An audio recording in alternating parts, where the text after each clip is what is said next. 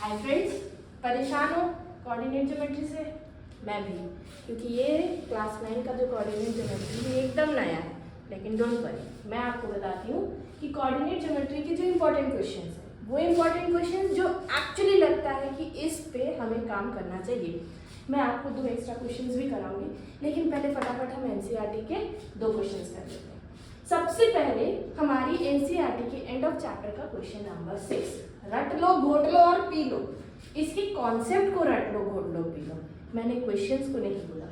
सी क्या होता है, इसमें बोला जा रहा है कि ये जो पॉइंट्स हैं एम, ए और जी, ये आपकी स्ट्रेट लाइन पे लाई करते हैं कि नहीं। अब ये स्ट्रेट लाइन पे लाई करना क्या होता है, ज्योमेट्री पढ़ा था ना आप लोग ने, लाइन सेगमेंट के बारे में पढ़ा था। आप ये जानते हैं कि एक लाइन है, ठीक है, ये लाइन पे बहुत सारे पॉइंट्स हो सकते हैं, लेकिन ये सर्कल है, एक पॉइंट पे एक ही सर्कल हो सकता है। यही डिफरेंस है।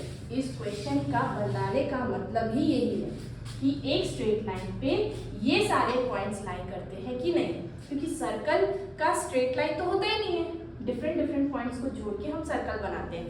इवन ट्राइंगल का भी डिफरेंट पॉइंट्स जोड़ के हम एक ट्राइंगल का शेप देते हैं।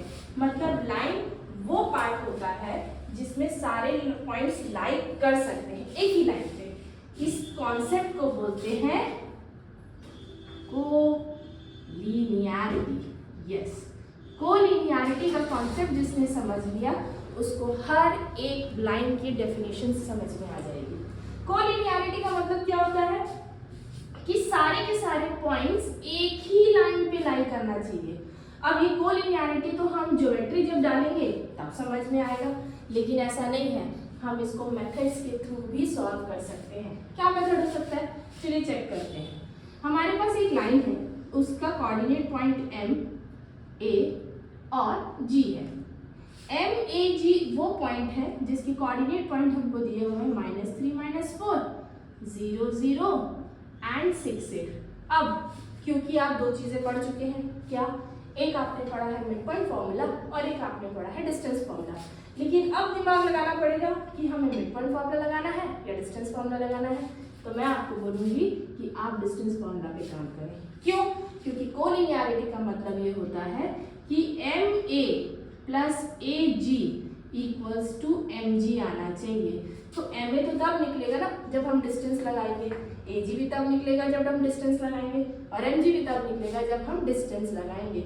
इसका मतलब ये है कि M A plus A G, again I am saying A is not a midpoint. ये नहीं बोल रही हूँ कि ए मिड पॉइंट है, मैं ये बोल रही हूँ कि एम, ए और जी एक ही लाइन पे लाई कर रहे हैं। तो उसके लिए हम एम ए निकालेंगे। अब एम ए निकालने के लिए हम डिस्टेंस फॉर्मूला लगाते हैं, क्योंकि एम ए की लेंथ पूछी जा रही है, ए जी की लेंथ पूछी जा रही है।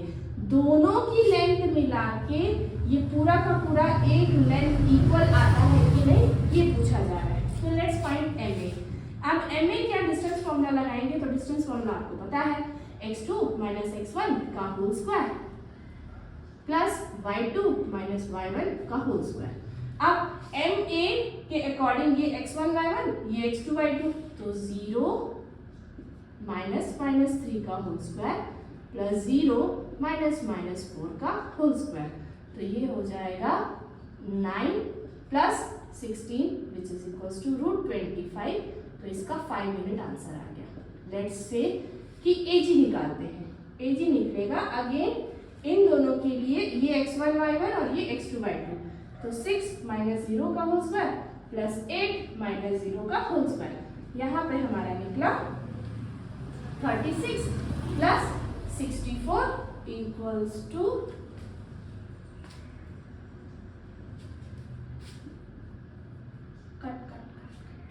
सॉरी हाँ, हो सकता है क्योंकि कभी कभी टीचर्स भी कंफ्यूज होती है, इसलिए मैंने कट बोला, इससे पहले बेइज्जती हो जाए, हम खुद ही करेक्ट कर लें। तो ये हो जाता है 36 plus 64 100 which is equals to 10 units. अब हम निकालते हैं mg। mg क्या होगा, इसके लिए ये x1 y1 और ये x2 y2। सो हम निकालेंगे, ये होगा 6 -3 का होल स्क्वायर प्लस 8 -4 का होल स्क्वायर। तो ये हो जाएगा 9 का स्क्वायर प्लस 12 का square which gives you 81 plus 44 that is 225 जो कि 15 होता है। अब बहुत ही इंटरेस्टिंग चीज होने वाली बच्चों, MA प्लस AG, हमारा कॉन्सेप्ट यही है ना कि MA plus AG equals to MG आना चाहिए। तो MA कितना आया हमारा 5, AG कितना आया हमारा 10, 10 प्लस 5 कितना होता है, MA प्लस AG लिख देते हैं।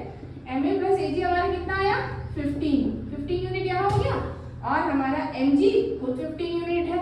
इसका मतलब ये है कि MAG lie on a straight line which is a collinear। समझ आया, क्लियर हुआ? ये होता है कोलिनियरिटी। बहुत ही इजी कमेंट, बहुत ही इजी क्वेश्चन है।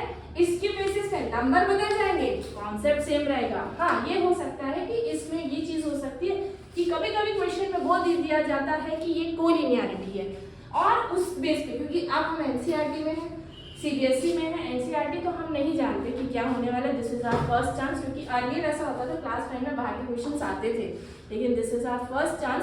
मैं कोई रिस्क नहीं लूंगी, मैं एक और क्वेश्चन, एक और वीडियो तैयार करूंगी। आप मुझे कमेंट बॉक्स में जरूर बताना कि स्ट्रेट लाइन के रिलेटेड मैं एक क्वेश्चन सॉल्व भेजूंगी जिसमें ऑलरेडी गिवन रहेगा कि ये स्ट्रेट लाइन पे लाई करता है। इसमें से कोई एक पॉइंट की वैल्यू निकालनी होगी। बहुत ही इंटरेस्टिंग क्वेश्चन है, मैं जरूर इस पे वीडियो बनाऊंगी, क्योंकि हम ये पूरा का पूरा, अभी मुझे सेकंड क्वेश्चन भी सॉल्व करना है, तो फिलहाल हम उस पर कॉन्सेंट्रेट करते हैं। अगर हो सके तो इसका स्क्रीनशॉट ले लीजिए। स्क्रीनशॉट लेने के बाद मैं आपको क्वेश्चन नंबर 7 बताती हूँ। चलिए, जरूरी नहीं है कि हर बार हमारी कोलिनियरिटी प्रूफ हो जाए, और ये भी जरूरी नहीं कि कोलिनियरिटी प्रूफ नहीं होगी। हमने क्वेश्चन नंबर 6 आपके सामने बनाया, आपने स्क्रीनशॉट तो ले लिया होगा, नहीं लिया होगा तो लेकिन बी सीरियस, आप किसी से भी, टीचर से भी समझ रहे हैं तो बहुत ही ध्यान से समझेंगे। कोलिनियरिटी का कॉन्सेप्ट हमें समझ में आना चाहिए। एक स्ट्रेट लाइन पे ही काम करता है कोलिनियर, और कहीं काम नहीं करता है। प्लीज इस पे काम करें। नेक्स्ट हम आते हैं क्वेश्चन नंबर 7, उसी के जस्ट नीचे वाला end of chapter question number 6 के जस्ट नीचे वाला। Use your method to check if the points r -5 -1 b -2 -5 c 4 -12 are on the straight line. जो फ्लो है उसी फ्लो पे चलना, मतलब ये तुम्हारा r, ये तुम्हारा b और ये तुम्हारा c। r -5 -1 -2 -5 और c 4 -12। चलिए अगेन हम इस पे कोलिनियरिटी पे आते हैं। सबसे पहले सेम वही आप लोग साथ साथ बना सकते हैं, प्लीज, आपको मजा आने वाला है। हम इसके लिए x1/1 इसको x2/2 लेंगे तो ये -2 -1 -5 का होल स्क्वायर -5 -1 का होल स्क्वायर। मैं डिस्टेंस फॉर्मूला नहीं लगा रही, इसका मतलब ये नहीं कि आप डिस्टेंस फॉर्मूला नहीं लगाएंगे। डिस्टेंस फॉर्मूला लगाएंगे जब भी आप क्वेश्चन सॉल्व कर रहे हैं और आपको लग रहा है कि हमको डिस्टेंस फॉर्मूला लगाना है, तो सबसे पहले डिस्टेंस फॉर्मूला लिख लीजिए। मेरे पास टाइम की कमी होने के कारण मैं थोड़ा फटाफट कर रही हूँ। आपको अगर एकदम मेथड टू मेथड चाहिए तो चलिए हम आपके साथ काम करते हैं, क्योंकि आप आरबी की वैल्यू निकाल रहे हैं तो आप सीधा लिखेंगे using distance formula. I know ये आपके लिए सबसे पहला है, बुक्स भी आपके पास सब नई होंगी, बहुत सारा कंफ्यूजन होगा, but I am here to help you.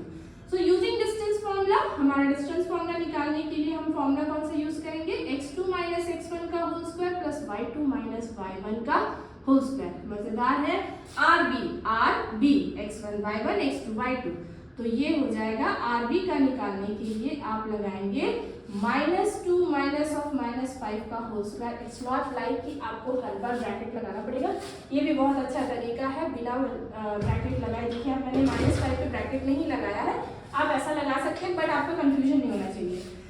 Plus -5 -1 का होल स्क्वायर, तो ये हो जाएगा तुम्हारा -2 + 5 प्लस का होल स्क्वायर प्लस -5 + 1 का होल स्क्वायर, तो ये हो जाएगा -2 + 5 3 का होल स्क्वायर होता है 9, -5 + 1 4 का स्क्वायर होता है 16। तो देखिए आंसर आया 25 = 5। अब हम निकालेंगे BC में भी सेम यूजिंग डिस्टेंस फॉर्मूला, 4 -2 का होल स्क्वायर और -12 - 5 का होल स्क्वायर, तो ये हो जाएगा 4 - 2 6 का स्क्वायर, -2 + 5 हो जाएगा 7 का स्क्वायर। समझ में आया? नहीं आया, चेक कर बना देती हूँ। -12 ये हो जाएगा 4 + 2 का होल स्क्वायर और -2 + 5 का होल स्क्वायर। अब समझ में आ गया होगा। ये हो जाएगा आपका 6 का स्क्वायर स्क्वायर और ये हो जाएगा -7 का स्क्वायर विच गिव्स यू 36 + 49। तो ये आंसर आया तुम्हारा कुछ 65। ठीक है, ये 65 यूनिट्स आया। नेक्स्ट हम आते हैं, अब हम निकालेंगे आरसी।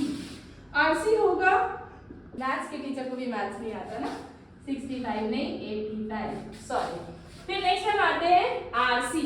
आरसी जो होता है 4 - -5 का होल स्क्वायर प्लस -12 - -1 का whole square is equals to 4 + 5 का होल स्क्वायर प्लस -12 + 1 का whole square which is equals to 9 square और ये -11 स्क्वायर विच गिव्स यू 81 + 121। भैया इसमें बहुत ध्यान से देंगे, कमेंट कर देना गड़बड़ करने को। तो ये 2, ये 0 और ये 2, तो 202 आ रहा है। या आप देखिए कभी भी ऐसा होगा क्या कि आरबी को हम बीसी से ऐड कर रहे हैं, मतलब 5 को हम √85 से ऐड कर रहे हैं, तो क्या वो √202 के आएगा? तो इसका मतलब ये है विदाउट प्लॉटिंग ग्राफ। पहले तो आप ग्राफ बनाने वाले थे ना, विदाउट प्लॉटिंग ग्राफ आप ये बोल सकते हैं these points are not lying, बोलिए in the straight line, है ना? तो ये कोलिनियरिटी नहीं है। So it is non-collinear। non-collinear मतलब जो कोलिनियर नहीं होता है, ठीक है, non-collinear points। इसी के साथ से मैंने आपके 2 क्वेश्चन कवर करवाए हैं। प्लीज आप लोग मुझे कमेंट करके भेजिएगा कि आपको ये क्वेश्चन समझ में आया, और अगर समझ में आया है ना तो मैं इसके एप्लीकेशन जरूर बताऊंगी, क्योंकि इससे रिलेटेड बहुत सारे, क्योंकि स्कूल वाले तो बोलेंगे हमने कोलिनियर का कॉन्सेप्ट पढ़ाया, लेकिन उन्होंने डिफरेंट तरीके से कोलिनियर को पूछ लिया। तो मैं आपको 2 क्वेश्चन ऐसे बताऊंगी जिसमें आपको कोलिनियरिटी का कॉन्सेप्ट हर तरीके से क्लियर हो जाएगा। ठीक है, तो तब तक के लिए बाय बाय। प्लीज कमेंट करना मत भूलना। बाय।